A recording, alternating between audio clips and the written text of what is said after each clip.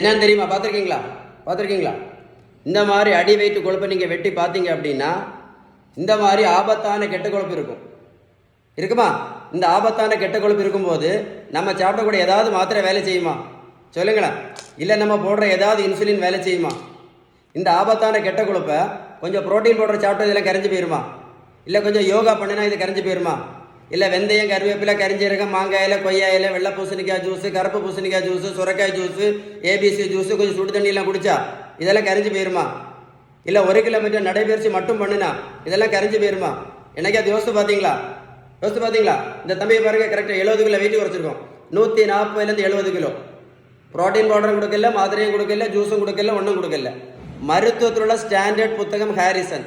இந்த புத்தகம் என்ன சொல்லுதுன்னா, வெயிட்டை குறைக்கணும்னா ஒரே ஒரு treatment, correct treatment, best treatment.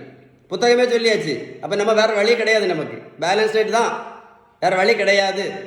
உங்களுக்கு புரிஞ்சிருக்கும்னு நினைக்கிறேன்.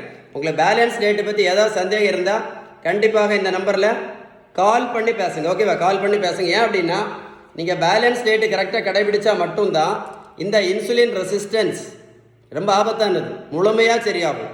இது முழுமையாக சரியாச்சுன்னா இன்சுலினை நிரந்தரமாக நடத்தலாம். சுகர் மாத்திரை, பிபி மாத்திரை, கொலஸ்ட்ரால் மாத்திரை நிரந்தரமாக நடத்தலாம்னு யார் சொன்னா? மருத்துவத்தில் உள்ள ஸ்டாண்டர்ட் புத்தகம் ஹாரிசன். புத்தகமே சொல்லியாச்சு, பேலன்ஸ் டயட்டு மட்டும்தான், வேறு வழி இல்லை அப்படின்னு சொல்லியாச்சு. புரிஞ்சிருக்கும்னு நினைக்கிறேன். இந்த வீடியோ லைக் பண்ணி ஷேர் பண்ணுங்கள், சேவ் பண்ணி வைங்க. ரொம்ப முக்கியமான வீடியோ கூட போட்டு கேளுங்க, ஷேர் பண்ணுங்கள். நிறைய பேர் யூஸ்ஃபுல்லாக இருக்கும். சேவ் பண்ணி வைங்க கூட. சரியா?